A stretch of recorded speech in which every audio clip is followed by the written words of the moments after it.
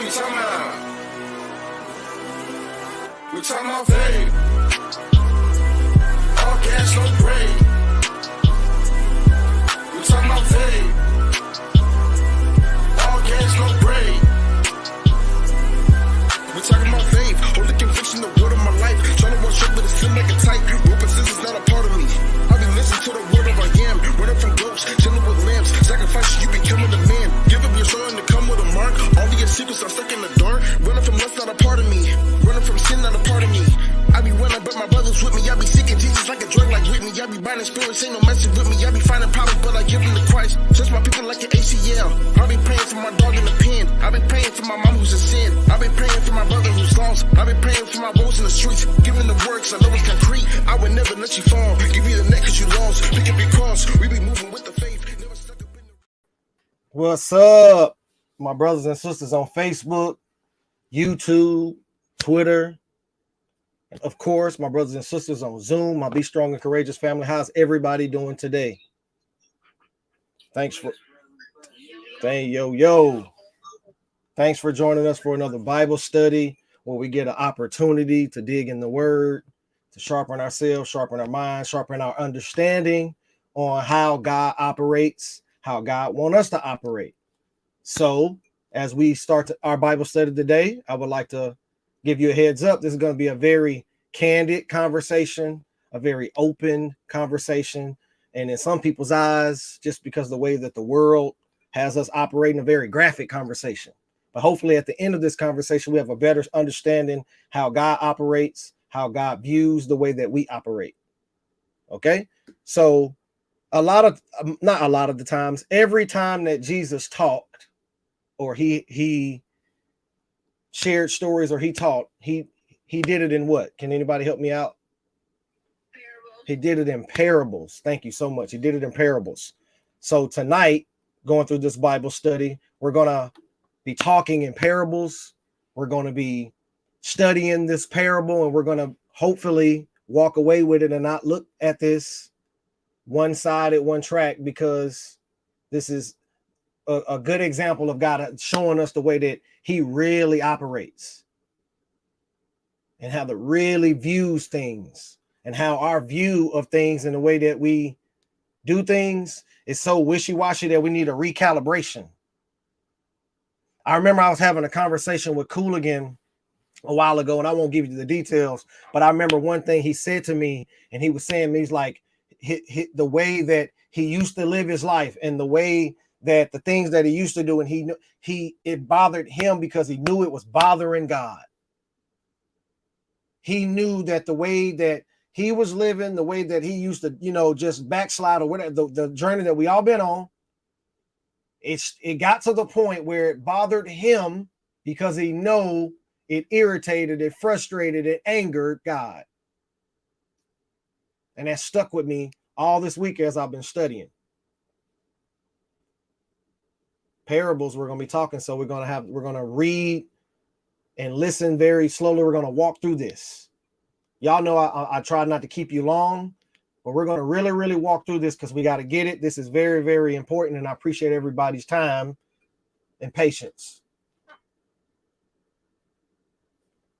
This whole journey that we're on, this whole walk that we on, is about relationship. It's like a relationship. It's like a marriage. Jesus is coming back for his bride. This whole thing, view it from a relationship standpoint. It's not about religion. It's not about all of these things. It's about your relationship with him, truly knowing the heart. When you're in a relationship with somebody, it's like truly knowing the heart, the character, how they operate.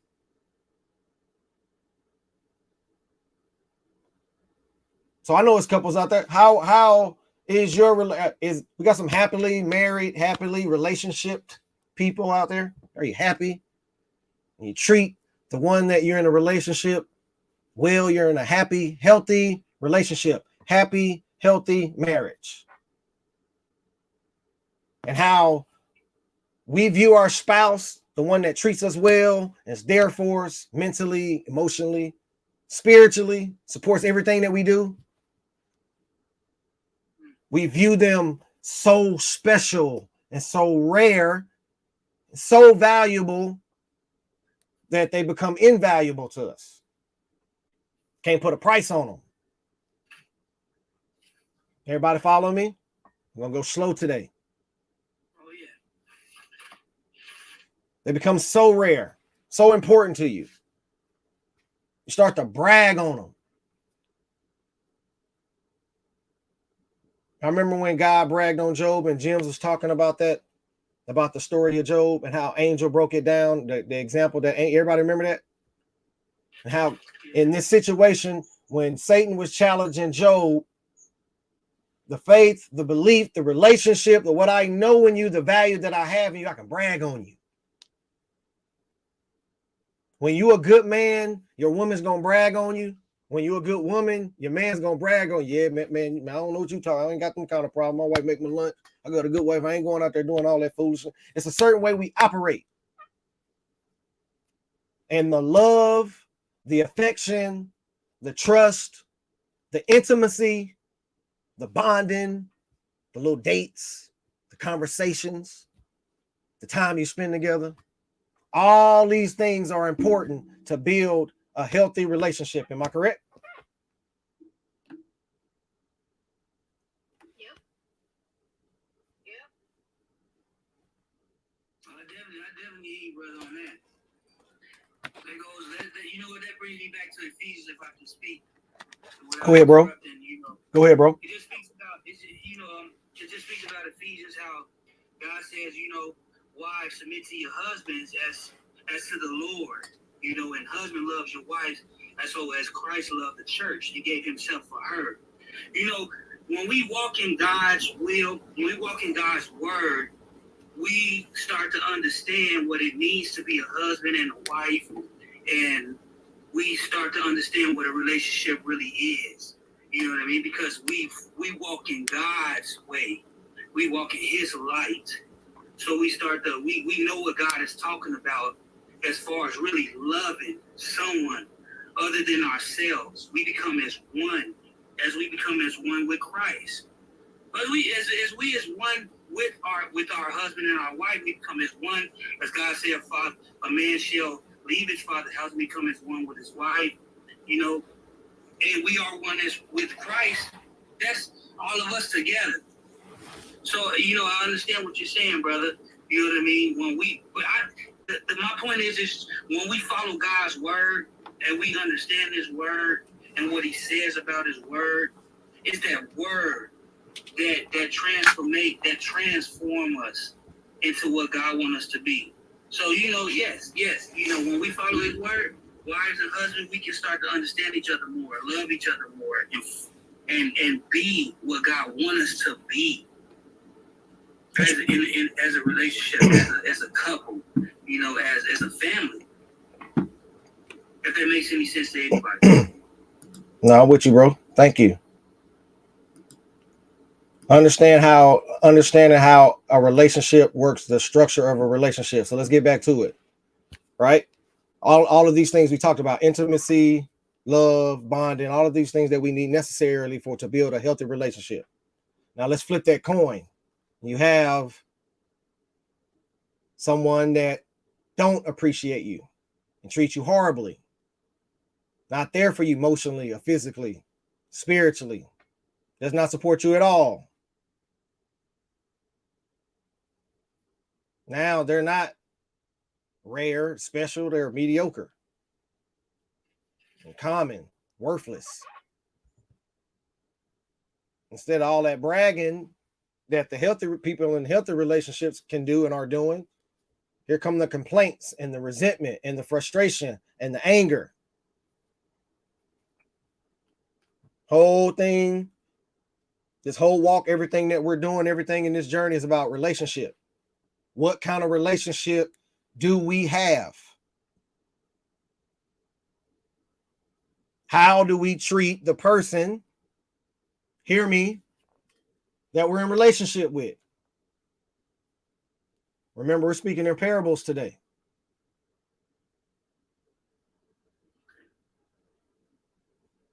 Right? Not saying that all of these things, we're going to get into this, get into these things and how these things can apply individually. and corporately, but not too fast. Just bear with me. How do we treat the person we in a relationship with? How do we I'm sorry. How do we present ourselves in public when we're out and about? How do we present our relationship, the person that we're in when we're not around them? What's the purpose of wedding rings? Why are you wearing a wedding ring? Don't get too deep. Correct. To identify that I'm in relationship, I'm married, right? What should be our wedding ring to signify that we're in relationship with the Father?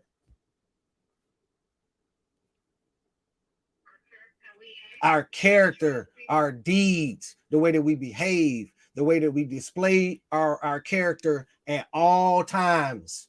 When somebody's watching and when we think our spouse is not watching. So some of the relationships that we think are healthy, but we'll behave a certain way when our spouse is watching, then when they're not watching, is that a sign of a healthy relationship? You know that show Cheaters used to be so crazy because not only was it frustrating for the person that was getting cheated on, that they're getting cheated on, but they had to watch it. It got caught on film and they had to sit there and watch it in like real time. Which is why most of them react the same way. So how would you feel, couples, if not only you caught your spouse cheating on you, but you had to watch every single detail and every single thing they did in real time? How would you handle it?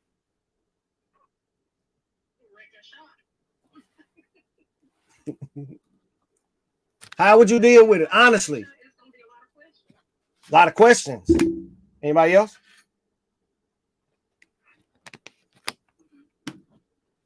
Is divorce an overreaction? Have to sit there and watch your husband or your wife cheat on you, have sex with another person, and you had to watch it. Every single detail. I'm sorry? Murder was the case that they gave me. There's a lot of stuff that goes, especially if you're watching. Come on now. You watching the person that got up this morning and said, I love you. What you want me to pick up from the store, kissed you in your mouth, said, I'll see you later, text me at lunch. You have to watch them have sex with another person. We're going to talk tonight. Because I know the way that we operated sometimes, we don't think that God views stuff like this. Brother Derek, what you talking about?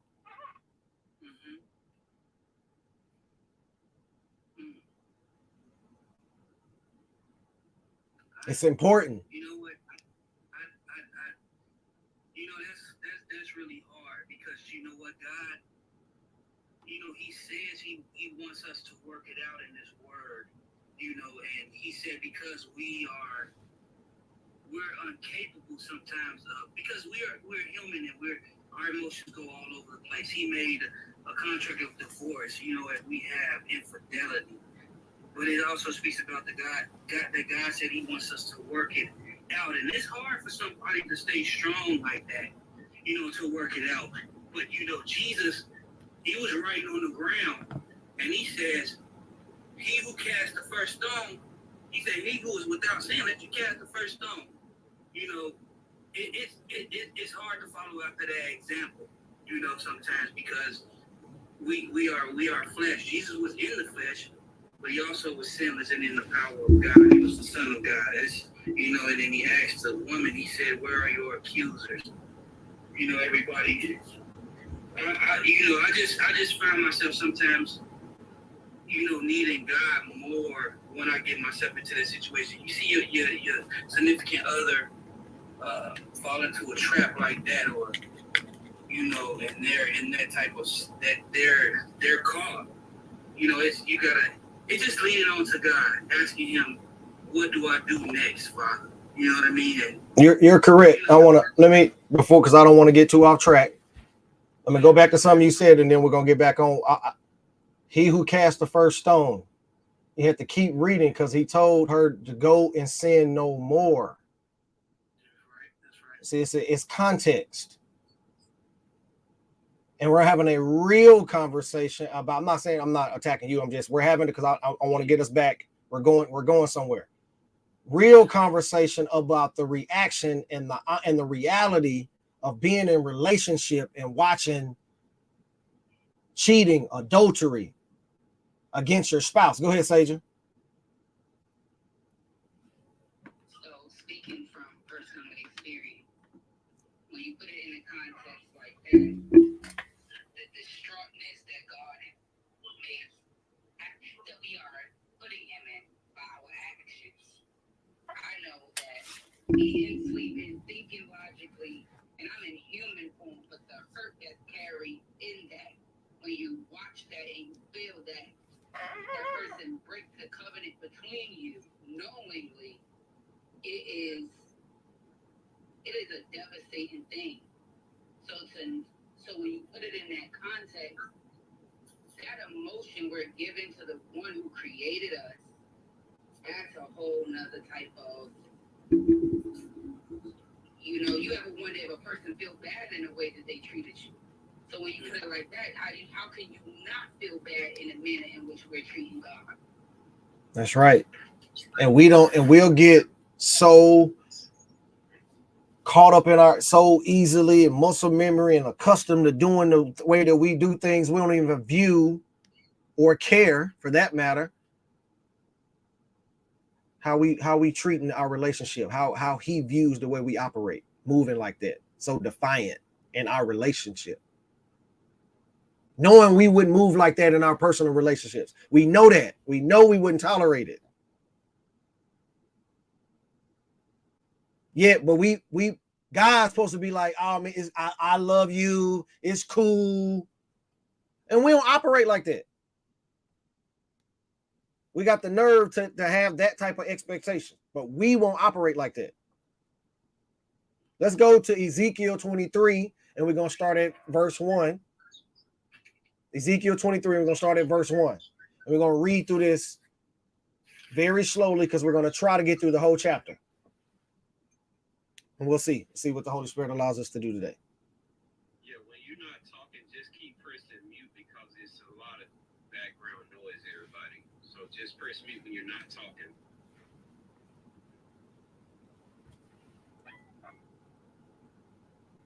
Ezekiel 23, verse 1.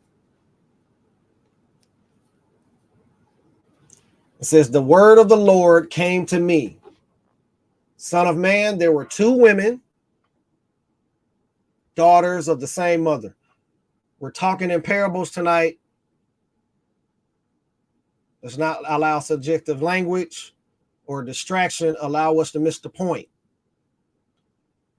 Because we're talking about in parables, and we're talking about two daughters, right? Two daughters, two women, daughters of the same mother. They became prostitutes in Egypt, engaging in prostitution from their youth. In that land, their breasts were fondled and their virgin bosoms caressed. The older was named Aholah, and her sister named Oholibah. All right. They were mine and gave birth to sons and daughters. All right. Aholah is Samaria and Oholibah is Jerusalem. Are we talking about two women? Anybody? We're talking about so we're talking about two nations. Nations consist of states. States consist of cities. Cities consist of neighborhoods. Neighborhoods consist of communities. Communities consist of families. Families consist of people. Everybody following me tonight? Because sometimes, we'll play semantics. We'll try to play semantics with God. Y'all see like on the internet, we'll see certain things happening with wars or governmental issues, and then we'll try to separate ourselves from our government and the way our government interacts with the rest of the world. This ain't us. We talk all these things during election, all these things, but we'll pick and choose what we participate and what we tolerate and what we do, what this nation does.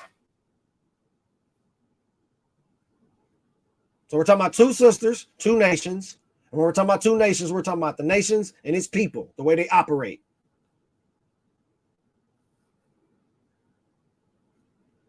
Olaha engaged in prostitution while she was still mine.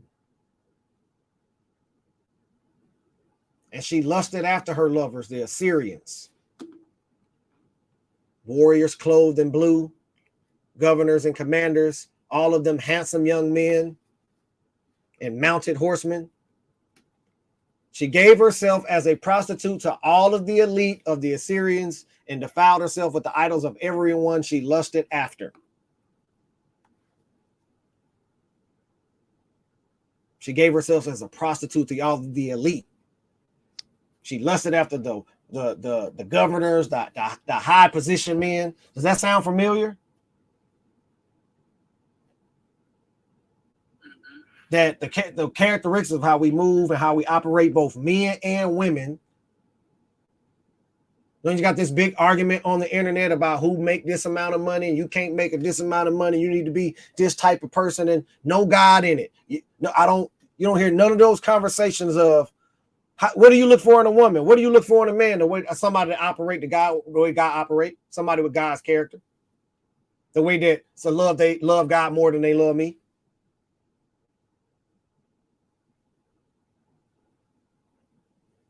Governors, commanders, handsome young men.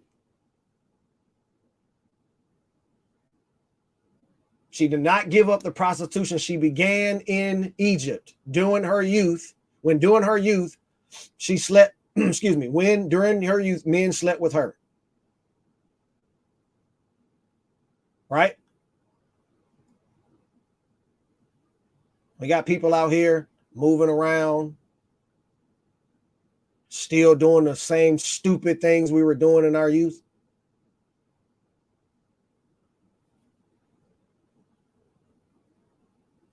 She did not give up the prostitution she began in Egypt when during her youth, when men slept with her, caressed her virgin bosom, and poured out their lust on her.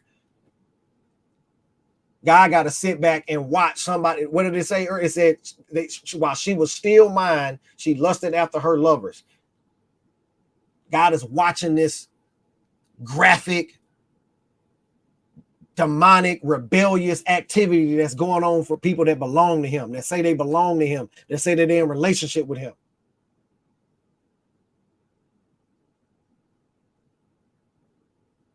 Prostituting themselves, giving in all the lust and their desires.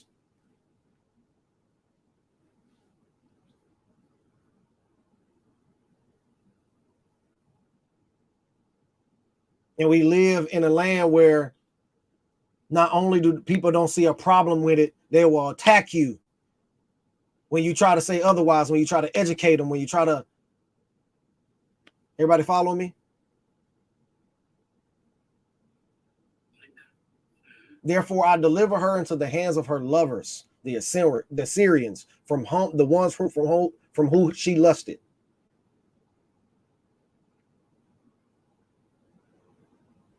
Is this an overreaction? Okay, that's what you want. I'm gonna give you what you want. I'm gonna give you what you're asking for. You don't want me? Hey, that's how we operate in our relationships here on earth, in our marriages, in our relationships. You ain't gonna stay somebody that's sleeping around and prostituting around, going all around, disrespecting your marriage, disrespecting your vows. We expect God to operate differently.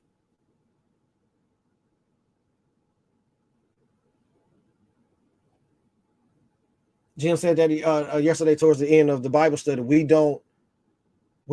like this soft God, this God love everybody. It's all good.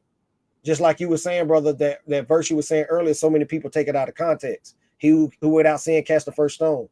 And people will use that to keep sinning. to keep prostituting, to keep cheating, to keep operating the way I want to operate. Did what Jesus said. Go ahead, Deidre. It's a concept of Jesus is the only perfect person, so I know I'm never going to be perfect, so I don't have to try because I'm going to be forgiven anyway. It's that idea of I get a little bit of leeway because I'm just human. Jesus is Jesus. Like, he was always going to be the perfect one. And I think a lot of us have that mentality of no one's going to expect me to be like Jesus because nobody can be perfect. And so we use that as an excuse to kind of do what we want to do and give ourselves that out. Yeah, that's right. And it's only another tactic that the enemy uses, just to us giving continued and continual excuses to not turn our life around and not be who Jesus is calling us to be, because we never called to be perfect. We never were called to be perfect. But you can use this thing to say, well, okay, well, I'm not perfect. I'm just going to, you're making an effort to continue to be in your mess. You've made, that's a decision. And we'll say these things to convince ourselves, like, oh, I'm just built this way, or I'm human, or all of these little different things, but it's a decision. And it's only a decision like in this aspect when you really think about it. Right? Think about it like this. People know they're not going to be perfect at any other aspect in your life. You're not going to be the perfect parent. You're not going to be the perfect coworker, the perfect brother. You never say, well, I'm just going to, a lot of people don't use that as an excuse to be a bad parent. So well, I'm going to be a bad parent. I'm just a bad parent. You do the best you can with what you have to raise a child that you love. Is that correct? Whatever it takes. If I got to work 2 jobs, whatever it takes. My child needs this. I need whatever I got to do to sacrifice for my family. I'll do that. Am I perfect? No. Do I have everything figured out? No. But then when it comes to Jesus, like, oh, well, Jesus was perfect. I ain't perfect. So I can just keep doing what I'm doing. So you're right, Deidre. Does that make sense?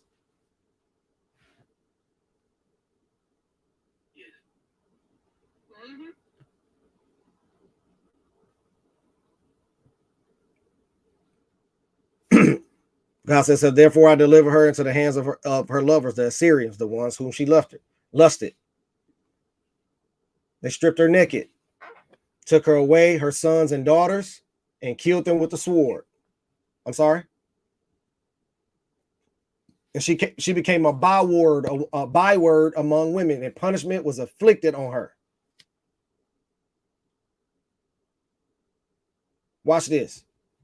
And her sister, Oholibah, she saw this. She saw her sister in prostitution in her youth and in her adult years. She saw what it did to her. She saw the consequences that she had to deal with. She saw the mistreatment. She saw all of the disgusting things that her sister did and where it got her. We got our people that we watch grow up older than us, and the generation before them and the generation before them. We saw how the way that behavior and where that got them. We got the word of God with all of these examples of all of our ancestors, like bishops say, we are them. Of all of these examples of what type of consequences came with that behavior. Said her sister Oholibah saw this, yet in her lust and prostitution, she was more depraved than her sister. She too lusted after the Assyrians. She too lusted after the governors and the commanders and the warriors and the high class and the good-looking men. I saw that she too defiled herself. Both of them went the same way. But she carried her prostitution further. So she was a little bit more hoish than her sister was.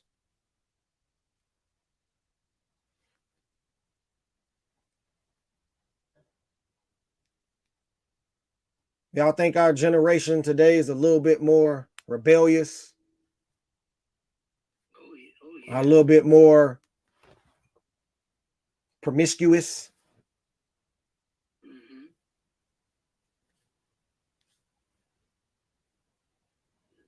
But she carried her prostitution still further. She saw men portrayed on a wall, figures of Chaldeans portrayed in red with belts around their waists, flowing turbans on their heads. All of them looked like Babylonian chariot officers, natives of Chaldea. And as soon as she saw them, she lusted after them and sent messages to them in Chaldea. She saw all them pictures. Gina, like you said, she DM'd them. She was in the DMs. She saw them pictures. She saw them good-looking men on them cars, them big old houses, all them muscles, the dreads, and showing them the stacks of money and the big old cars. And she slid in them DMs, sent messages to them to Chaldea. Then the Babylonians came to her to the bed of love, and in their lust, they defiled her. As she had been defiled by them, she turned away from them in disgust.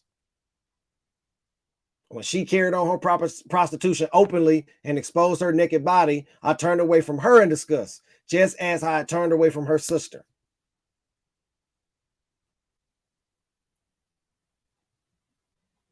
So you go out here and you violate that relationship. It's just like being in a real relationship, and you go out here sleeping around and prostituting around, whoring around, all of these little different things while you're in relationship. Says now you feel disgusted. Now you feel foul for all of these little foul and disgusted and lustful things that you was doing while you were in relationship. But what we're not considering is somebody is watching every single detail. It's on film. It's on tape. And what we're watching is God describing what he had to watch on tape, on film, every little detail they did when they cheated on him. And if we have this mindset, when we move every day, we'll start to move different. It's not somebody writing down what we doing every single day.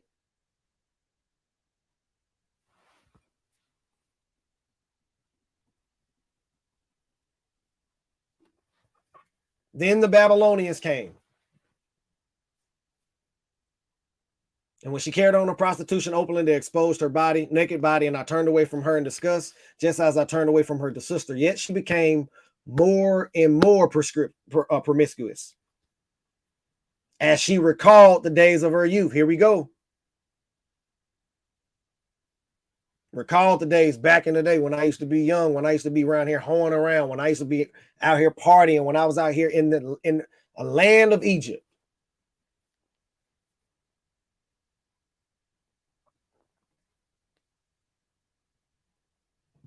And she lusted after her lovers, whose genitals were like those of donkeys, and emission of those of that of horses.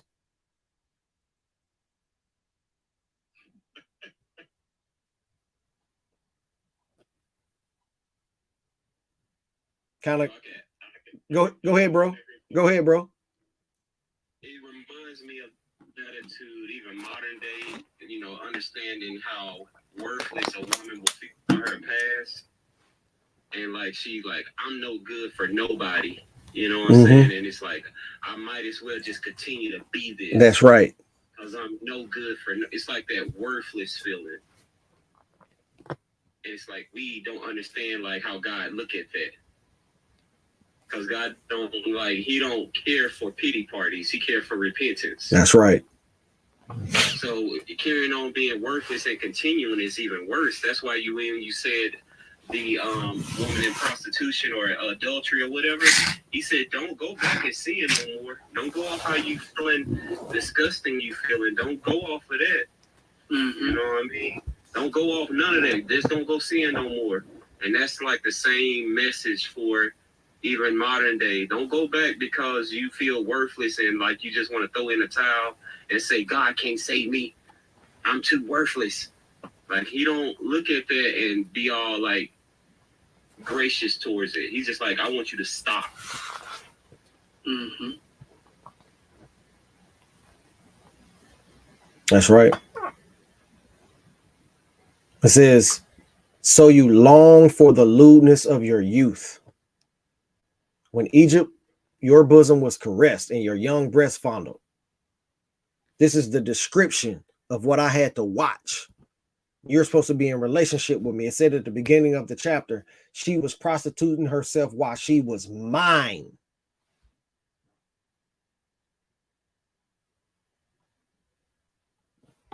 We're saying that we're in relationship. We're saying that we desire a relationship. Are we still moving the way that we were in our youth? Are we still not willing to submit our lives for this relationship, and we still want to do these foul things, all of these things that God is against, the way that God wants us to operate? It says, come out of her, my people. We don't have to operate the way the nations operate. We don't have to do these things. We don't have to operate this way. We don't have to think this way. We don't have to just say and just go to default mode and say, well, this is just how they do it here. When in Rome, do as the Romans do. That's foolish.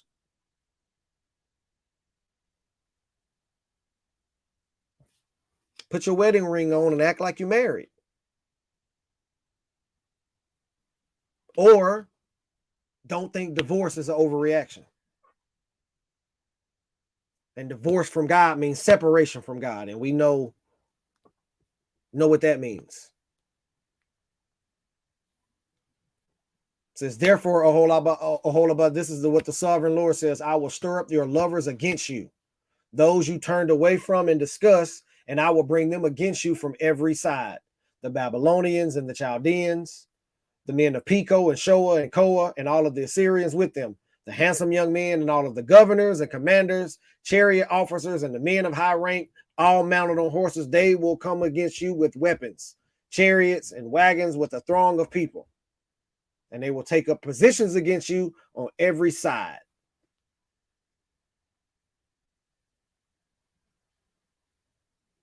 And we live in a nation, in communities, in neighborhoods where we the same thing that we rejected God for, the culture, the governor, the government, the system, all of these things that we turn to as opposed to God. That's what is turning on us now. Now you see things. Now the government's putting stuff in your food and stuff in your water and lying to your children and attacking your children and trying to indoctrinate your children. And y'all see what's happening? But we wanted the system. We wanted the governor. We wanted the government. We wanted our comfort. We wanted our jobs. We wanted our money, our bank accounts, our fun, our ability to do whatever we wanted to do. We wanted that over God. So God said, okay, I'll give all that over to you. Now, those same thing that we entrusted in, they taking your money and sending it to other places. They try to do all of they're poisoning you. Raising your gas prices, raising your money, you got to go work 2, 3, 4 jobs. Now you're even more worrying about surviving than you are what God calling you to do, being in a relationship. When you were watching your husband or your wife cheat on film, when you was watching this whole thing on film, when you was watching your spouse cheat on you, you was watching them do things that they didn't do for you. You're like, man, you didn't do that for me. And that's how God watching. All this time, all this effort, all these things you're doing, and you give up. But now you can't do what I say do. You can't give up Sabbath. You got to work. You can't go out here and be who's calling me. Oh, I'm work my job and give me the days off. But now you saying you ain't got time for me. It's the same thing. You're doing for them what you wouldn't even do for me. Not only are you doing for them what you wouldn't do for me, I got to watch you do for them what you ain't do for me. And you want me to be cool with it.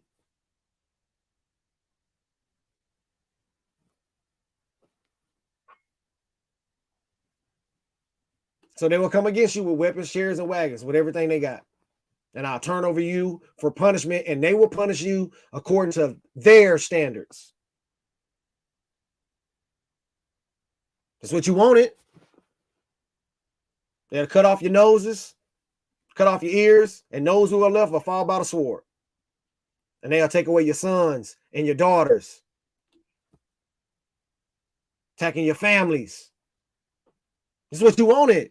You ain't want God. You ain't want relationship with me. I ain't bring enough to the table. So they'll strip you of your clothes and all your fine jewelry. Says, so I will put a stop to your lewdness and prostitution you began in Egypt. You're going to stop one way or the other. Bet you stop now. You will not look on these things with longing or remember Egypt anymore. Go ahead. For this is what the sovereign Lord says. I am about to deliver you into the hands of those you hate and those you turned away from in disgust. You know, the ones that you was hoeing with, that you realize that that's all they view you as now. That byword. You're a prostitute. You're a whore. You'll do anything for money. Remember the example that Jim's used the other day? If God came and told you, I give you double or triple your money at work, we'll quit your job right now. There are people out here, if the enemy said, I'll give you $1 million, you'll quit this walk right now.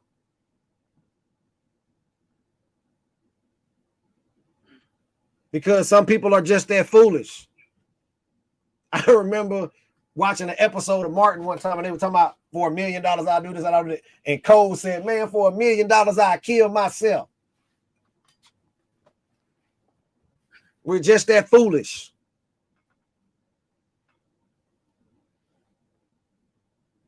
Go ahead, Saja. So I told you, I know it's my child who always acts outlandish. I don't want to say outlandish questions, but they be insight. But he said to his uncle, do you like, is love more important than you or money? And his uncle told him, oh, don't ask me that. When he heard that, he said, well, God is love. But now you took it to this is a child, took it to an adult, and you telling him, don't ask you that. But you want him to believe that you love him more than anything.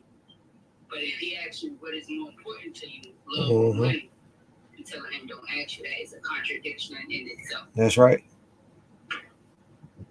That's right. Says they will deal with you in hatred and take everything you have worked for. Because that's everything you put value in. Remember the rich fool? And take everything. This is what you wanted. This is what you wanted. This is what you desired. This is what you wanted over me. So go that way. You're going to have to learn the hard way that is worthless. They'll leave you stark naked and shame you for the prostitution you will be exposed. Not only that, now all of this dirt that you did when you cheated on me, now that's how we view you. And now you're going to be exposed that way. So now you worthless to him and you worthless to them. But this is what you wanted. Your lewdness and promiscuity have brought this on you. The way we operated, the way that we chose, the decision, the free will, the decision we made because you lusted after the nations that defiled yourself with their idols. That love of money, that status, that how the world view you, the traditions, the system. You gone the ways of your sister, so I will put her cup into your hand. And you would drink your sister's cup. And guess what? That cup is large and deep. You know, since you like large and deep things. God funny. You like large and deep things. I got you. I got you. God, real, man, bro. I got you. It's the same thing if you had to watch your wife or your husband doing these lewd acts. And we've been taught by tradition and religious systems that God don't operate this way and he don't view things this way. But I like why it's being constantly repeated in this chapter. This is what the sovereign Lord says. That cup will be large and deep. It will bring scorn and derision, for it holds so much. You will be filled with drunkenness and sorrow, the cup of ruin and desolation. Oh, I lost my spot. I'm sorry. In desolation, the cup of your sister, the desolation, the cup of your sister Samaria. You will drink it and drain it dry, and chew on its pieces, and you will tear your breasts. I have spoken, declares the sovereign Lord. Therefore, this is what the sovereign Lord says: since you have forgotten me and turned your back on me, you must bear the consequences. So this is why people use that he who cast the first stone verse loosely and incorrectly. We don't want to hear this part. You must bear the consequences of your lewdness and prostitution. God saying, so me divorcing you ain't an overreaction. You on tape. I just watched it. Don't lie to me. Don't try to talk me out of it. I just watched it.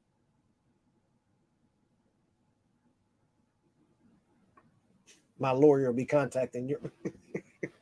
I'm divorcing you.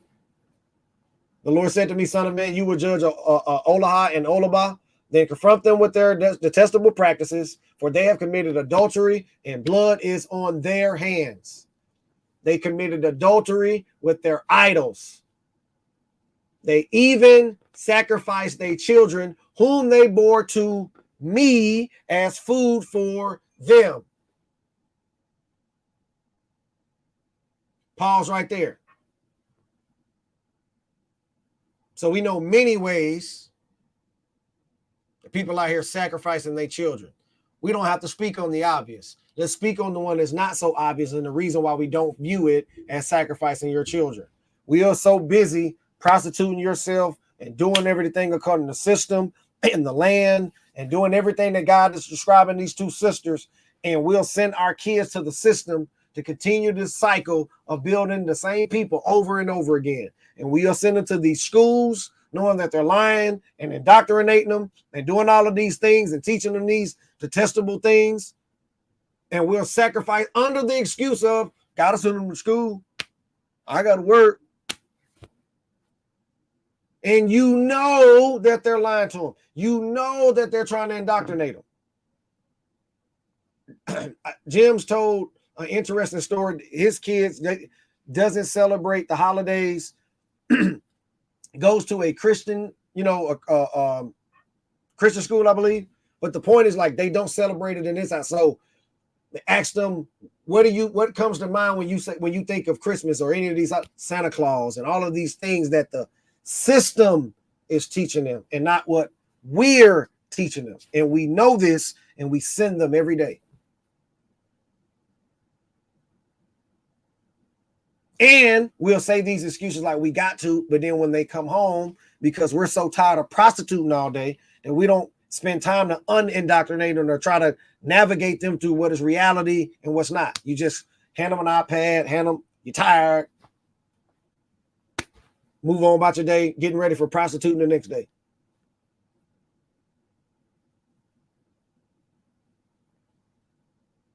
Sacrifice the children who they bore to me as food for them. Watch this.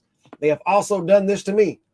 At the same time, they defiled my sanctuary and desecrated my Sabbath. What's the sanctuary? What's the temple?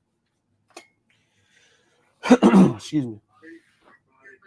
And desecrated my Sabbath. So on Friday nights and Saturday nights, after you've been prostituting all week to the system, you're ready to go out here and prostitute on Friday night and Saturday night on my Sabbath and desecrate my Sabbath. And I got to watch it.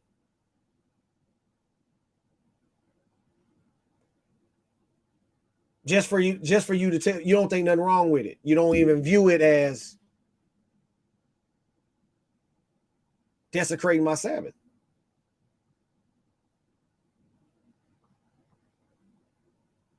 We can't wait to get off work on Friday, and between getting off work on Friday afternoon for the most of us and Saturday night, early Sunday morning is just party time. We spend a lot of time with self and little to no time we got. But on that very day, they sacrificed their children to idols. On what very day? On Sabbath day. What you do with your kids? Try to find you a babysitter so you can go out? And money's so tight now, you're trying to get the cheapest babysitter. No, you let your cousin watch him or your uncle watch him. Now, I ain't gonna go there. Y'all get it? You're sacrificing your children. Entered my sanctuary and desecrated it. This is what they did in my house. So you cheated on me. I had to watch it on film, and you did it in my house, in my bed.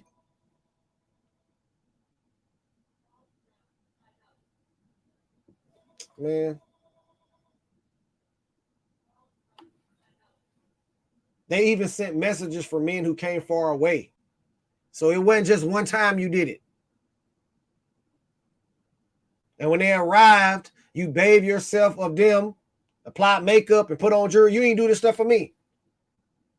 You want to go to people go to church or show up to Bible study, go to these places dressed any kind of way, but you ain't dressing like that going out.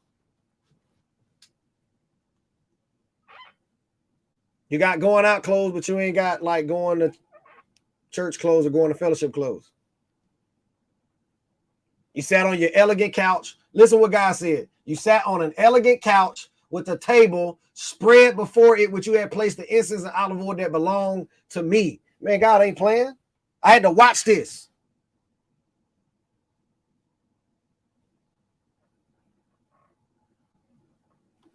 And then the noise of a carefree cow was around her. Woo! Throwing money.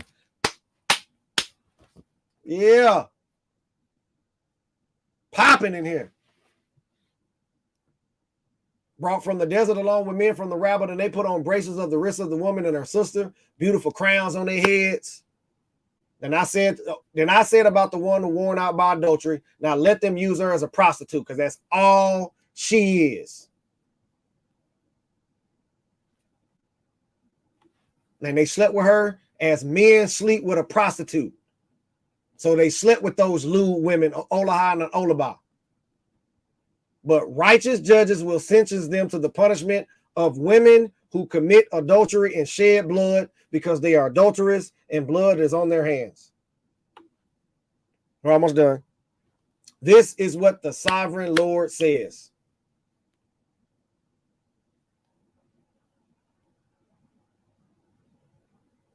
Bring a mob against them.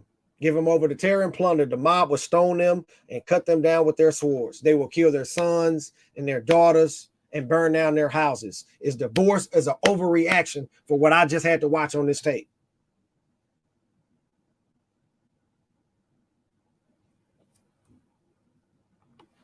So I'll put an end to the lewdness in the land, and that all women take warning and not imitate you.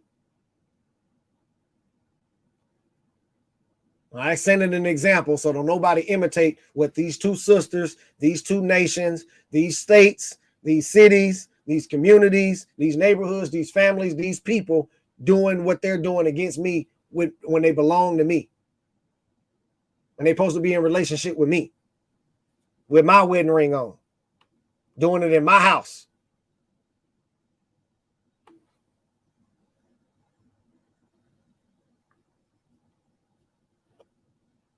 It says, so I'll put it into the lewdness of the land, that all women take warning and not imitate you.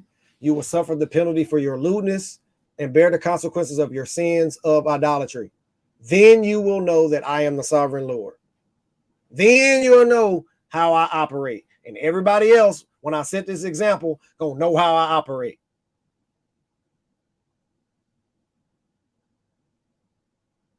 Not this soft, lovey-dovey, you can do anything, you can run over me, you can disrespect me, and I'll still be there and still be in relationship and be nice to you and be there for you and rub your back and act like I just didn't watch this tape of you disrespecting me, this marriage, this household, and everything we built. So go on out there to the people you was prostituting with. And then you'll see that they view you the same way that I view you right now. You ain't nothing but a prostitute.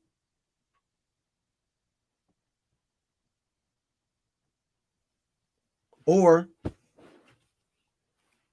you can treat this like a happy marriage and be there honestly, loyal, and do the two things that God is asking us to do. Two things. Love me with all your heart, soul, mind, everything you got, and love your neighbor as you love yourself. If you do them two things, you'll never cheat on me. My brothers and sisters on Facebook, YouTube, Twitter, I appreciate your time. Join us next week for another Bible study. Spend a lot of time with God and a little time with self, as our brother James would say. 4719. We'll see y'all next week. Peace out.